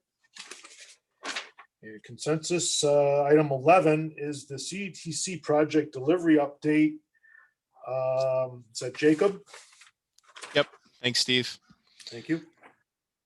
So I do not have a project presentation this month. So I kind of just wanted to take this opportunity to kind of reinforce the importance of the updates that we get from everyone. Because, you know, I have seen kind of a delay in getting the updates on the monthly requests. And I suspect that has something to do with kind of COVID and the shifting of resources and limited staff time. And I do understand that. So, you know, if you do get an update request from me and, you know, it's the timing is tough or there's not a lot of staff resource, feel free to let me know and you know, get it to me when you can. I do ask for it within a month, but we're certainly flexible. You know, we use these updates to kind of just overall keep an idea of the progression of the TIP. We do use it, you know, at the end of the federal fiscal year for the STIP performance stuff, just to kind of keep general tabs on that. We also use the information kind of on day-to-day tasks in the office and some of our individual programs. One of those, I guess, for instance, would be our Complete Streets programs. We like to go out and document completed infrastructure in the region so we can highlight that, whether it's in our newsletter or in some of our internal advisory committee meetings. So we really do use this information on kind of a variety of fronts and appreciate all of the information that U.S. sponsors and consultants give us as well. So kind of with that, again, feel free to get me the updates when you can. And if there's any issues, let me know and we can work something out. This month, I'm going to be reaching out to Saratoga County, City of Saratoga Springs, and the Village of Green Island for updates on your individual projects. So keep an eye out for those emails. And again, for anyone else on the call, whether you're a project sponsor or consultant, we always post our project tracking worksheet on the planning committee materials. So each month, feel free to take a look at that. It's by no means a complete and up-to-date list of project updates. So you know, any information that you feel you can provide us, feel free to reach out to me and send me those updates. I know I get some random updates coming in from sponsors and consultants as well. So really appreciate that. That's all I have on the project delivery, Steve. Thank you very much, Jacob. Excellent planner's tool for us. Any questions for Jacob? That's item 11. Next up is the DOT project delivery with Greg Wixer and Bob Rice. Greg, were you going to lead us on your overview of project delivery? I do have something to share if it's possible to do that. If not, I can email it around to everybody and kind of just talk through what I have. Okay. Staff, do you have the ability to Yep, allow? I just made Greg the host. Got ya. Cool. All right. Perfect. Thanks, Jen. That one. Here we go. So yeah, here's our current letting program for the state fiscal year we're in. You know, a lot of things have already been let. You know, I-90 over Fuller is in construction and going to get some work done this fall because the I-90 over Fuller is in rough shape. So to get that through the winter, we're getting some work done now. Route 2 over the Post and Kill is to be let in a couple of weeks. The Northway, we continue marching up the Northway with another preservation project coming in December. We're going to get after our interstate overhead sign structures that are pretty dated. A lot of that work's going to start really in the box, you know, 787, 90, 87. And then our Carmen Road project had a pretty good public outreach in the virtual world, and that's headed to design approval and construction this winter. So that's the DOT projects of note in the area. Any questions?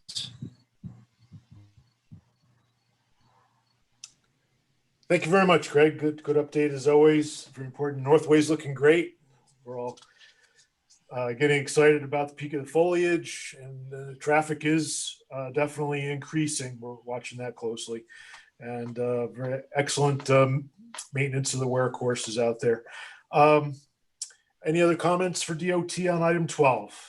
Item 13 is next, CUTC planning activities, and each of the staff in a half dozen, 7 areas will give us a brief, maybe 2 or 3 minute update on their area of leadership. Michael, you want to open this up?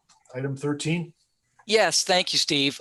You know, just in an effort to keep the committee as informed as possible as to what staff is doing and where the status of all these projects are, I asked staff to give a very, very short summary verbally. Before that happens, I just want to mention that 2 weeks ago, we did receive the results of our certification, our federal certification review from the FHWA and FTA. We passed with flying colors. We received 7 commendations. We received 12 recommendations and no corrective actions. So that's all good news. And we appreciate all the participation and input that we receive from committee members and our chairs of our both the Planning Committee and Policy Board. So that's good news. And with that, the first project we're updating is the Albany Bicycle Pedestrian Master Plan. I think Carrie's up. Yep, thank you. So this project is updating the 2009 bicycle plan that the city already had, and it's also creating a new pedestrian plan. Right now, the team is working on the draft, but I did want to note that all of the public participation for the project was scheduled after March. So the meetings we switched to be online meetings. Those were well attended, but they were not evenly well attended among all of the neighborhoods in the city. So what we did to try to ameliorate that was that we used the 2 demonstration projects that were already planned in the as part of the project to collect general input in addition to specific input about whatever the demonstration was. And we also worked with Catholic Charities to talk to people who were waiting in line for food distribution. We were able to talk to over 100 people doing that. And we also called people on the phone who live in Common Council wards that were underrepresented in the online meetings to try and conduct the survey that we had put together over the phone with them. That's all I have, Mike.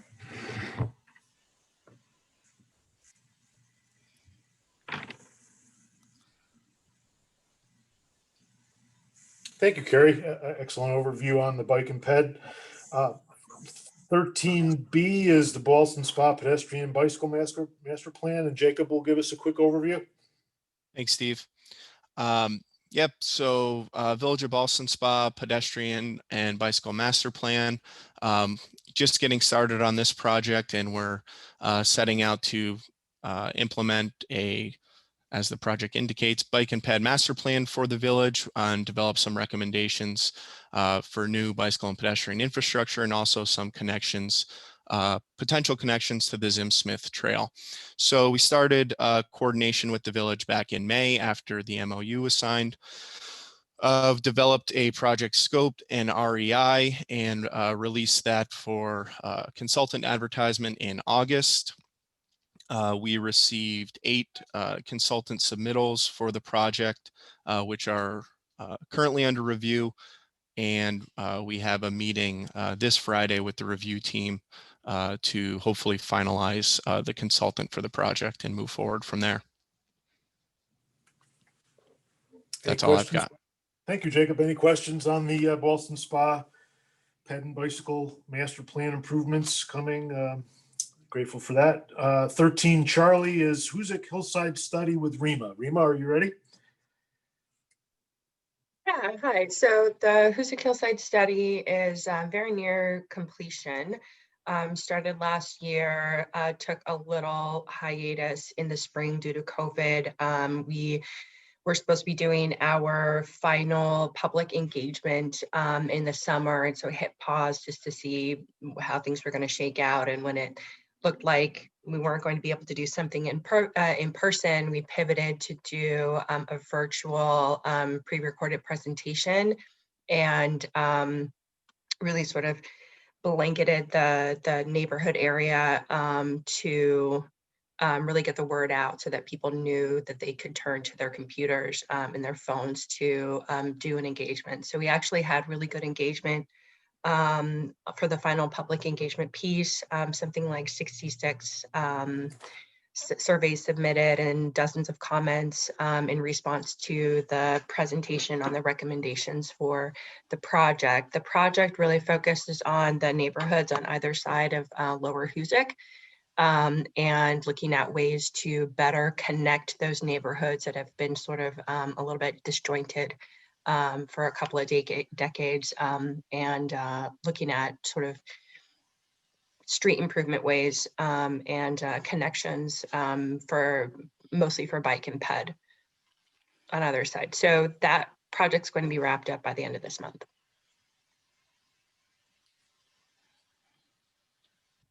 Thank you, Rima. Any questions for Rima on the Hoosick Hillside Study?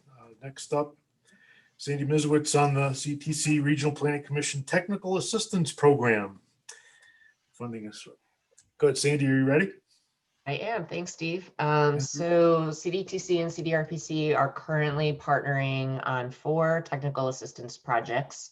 The first one is in the town of Glenville, which is a comprehensive plan and zoning code analysis. So essentially, the town passed a comprehensive plan, adopted a comprehensive plan, and CDRPC and CDTC have been evaluating it in relation to the Route 50,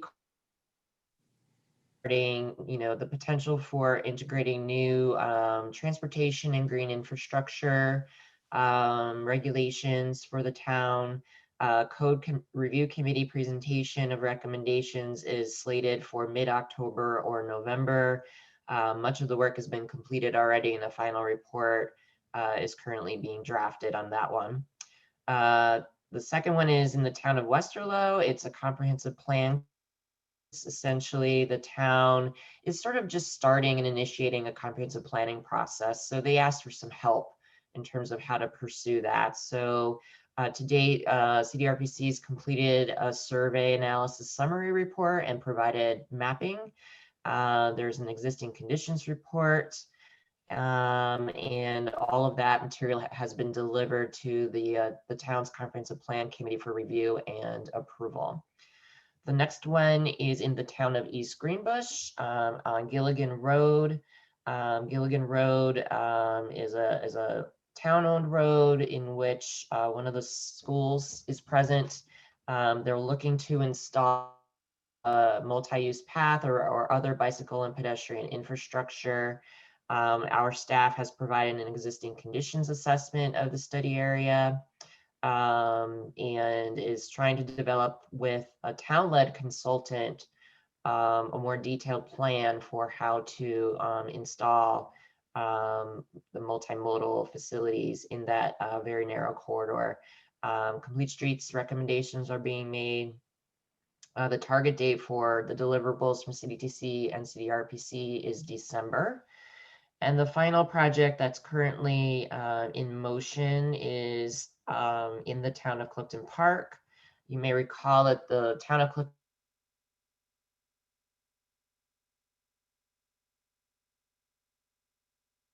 15-20 years ago now, which attempted to preserve open space in the western part of town while also managing traffic and other conditions in the western part of town. That plan needed to be updated, and then our assistance from CDTC and CDRPC is including a data inventory and analysis, which has been completed. CDRPC has updated the town's community fact sheet, provided an analysis of housing and population changes, and we're working with them to sort of develop a public process and provide, and all of that is in process right now. So those are the 4 that have been funded. The technical assistance program is still accepting applications for funding. So if you are interested, please visit our website where the application material lives, and you can reach out to myself or Mark Castiglione from CDRPC if you have questions or you'd like to propose a project. And that's all I've got. Excellent. Thank you, Sandy. Any questions on the ever important TAP, technical assistance? A great new initiative, been in place for a couple of years now, one and a half or 2 years. Next up is 13 Echo Local Bridge Study by Andrew. Andrew? Yes. Good morning, everybody. Thank you. The Local Bridge Preservation Study update is getting underway. The purpose of the study is to fully update the prior 2015 study of the same purpose. The study developed treatment recommendations and cost estimates for maintenance and preservation treatments on all 371 locally owned bridges in the CDTC planning area. The consultant selection process is wrapping up. We reconvened the local bridge project steering committee from the prior study, which was comprised of engineers from 4 counties, from cities of Albany and Schenectady, and staff from DOT as well. We received 4 proposals, and the top ranked firm was CDM Smith, which was the consultant for that prior 2015 study. The committee spoke very highly of their work, said they produced good deliverables, and selected them to do the study update. So the contract is being executed, and I'm going to be working with CDM Smith and with all the local bridge stakeholders to arrange for a kickoff meeting soon, probably October. So if you are a local bridge stakeholder and you'd like to participate in the study and be present at the kickoff, please reach out to me. And we hope to schedule the kickoff, as I said, sometime in October. So that's all from me. Thank you. Thank you, Andrew. Very important area. I believe all members are bridge owners. Right. Thank you very much. All right. Any questions? Next item is F Foxtrot Trail Feasibility Study with Jen Saponis. Go ahead, Jen. Jen, hello. Steve, we would like to pass on that one since we've had a long discussion on it already. So. Oh, that's right, Michael. Thank you. All right. Last is item G Golf, New York 7 Freight and Land Use Study with Chris.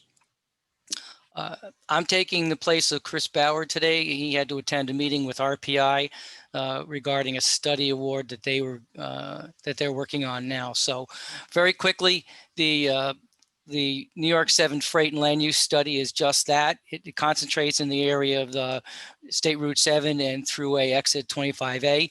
And it deals with things such as truck parking, land use conflicts, and truck circulation. The request for expressions of interest was developed by CDTC along with the town of Rotterdam and the town of Princetown. The REI is now being reviewed by DOT, New York State Thruway Authority and Schenectady County for their input. And once the REI is finalized, we will advertise with the, for the consultant. We're also assembling the study advisory committee, and we would just like to encourage any potential stakeholders who want to be on the study advisory committee to contact Chris Bauer and encourage people to, encourage members to take a look at the project and be and participate in the project as much as possible. So that's it on the freight study. Yeah, thank you, Michael. Okay, that wraps up the CDTC report. Next, item 14 on our agenda is the member status of planning activities. First up is Regional Planning Commission. Is that Todd? Are you ready? I'll do it this week, Steve. Okay. Thank you, Mr. Chair. So a couple updates from CDRPC. Our fall webinar series is active. We're offering a slate of 11 sessions over the course of the rest of the remainder of the fall into the early part of the winter that will help planning and zoning board members fulfill their obligations to receive training each year. So please spread the good news about that webinar series. More information at cdrpc.org.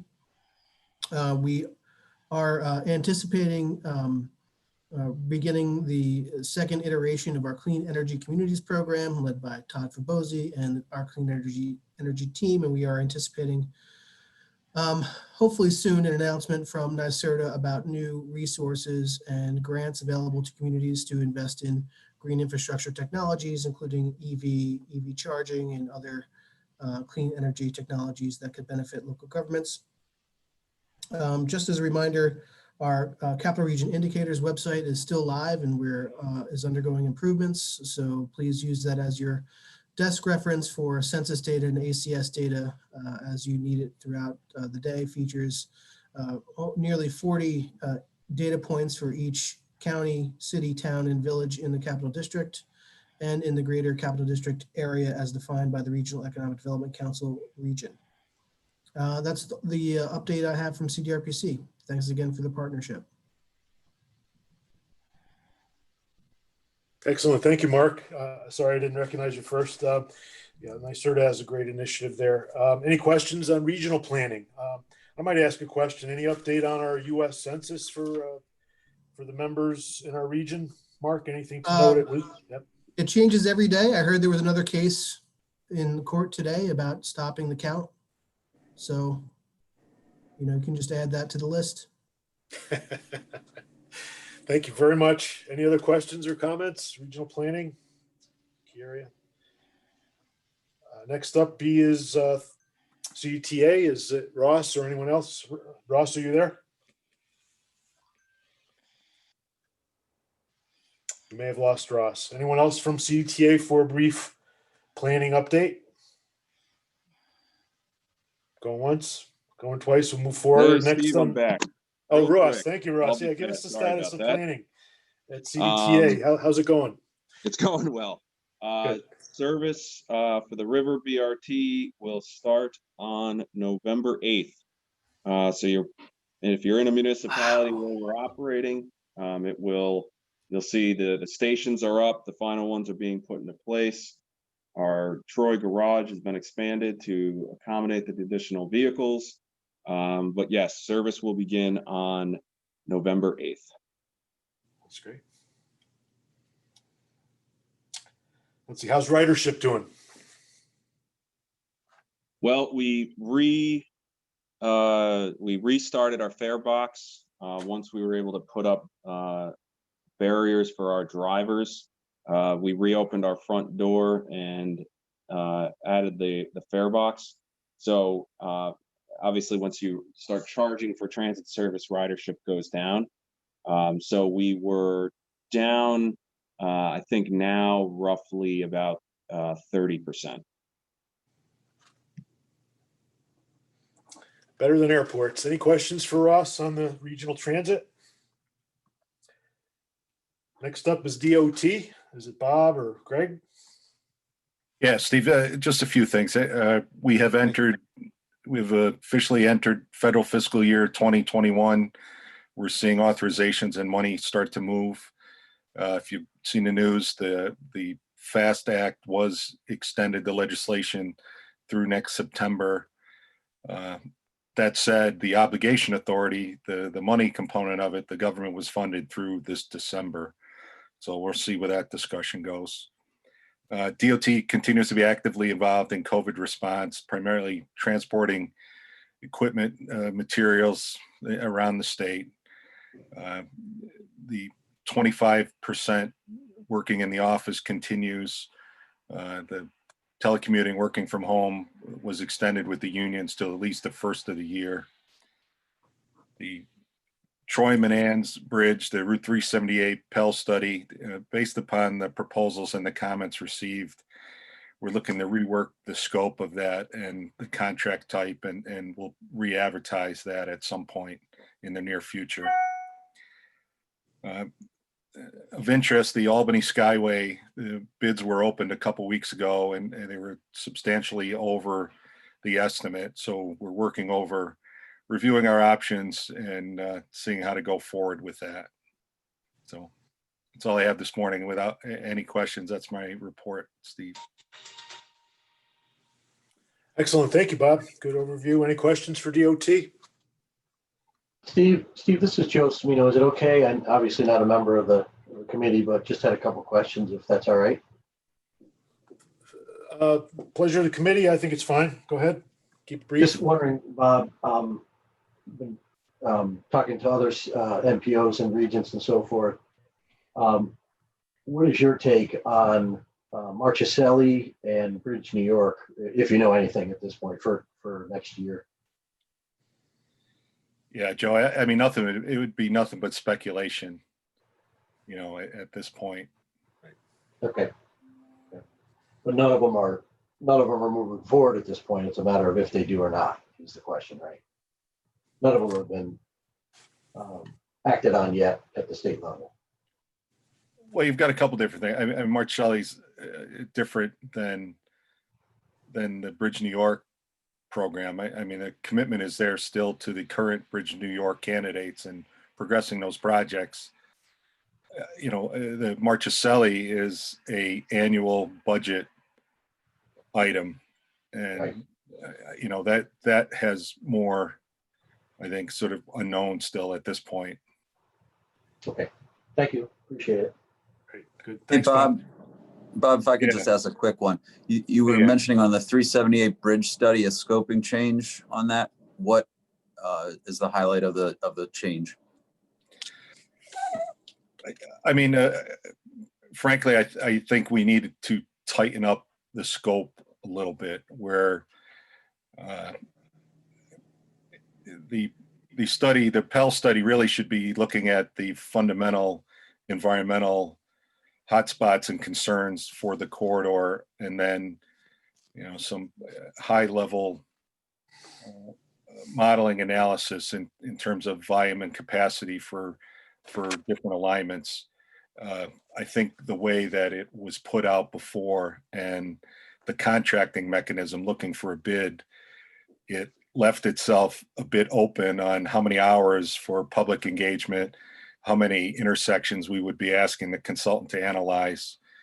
And then the comments we received, that resulting looking for a bid for something like that made them be conservatively high in the pricing by not the uncertainty of the contract. So I think we're going to go to a more traditional fee and scope, an expression of interest, and then meet with some firms and then negotiate a price with agreed upon sort of number of hours, as opposed to the way it was put out there before. Okay, thank you.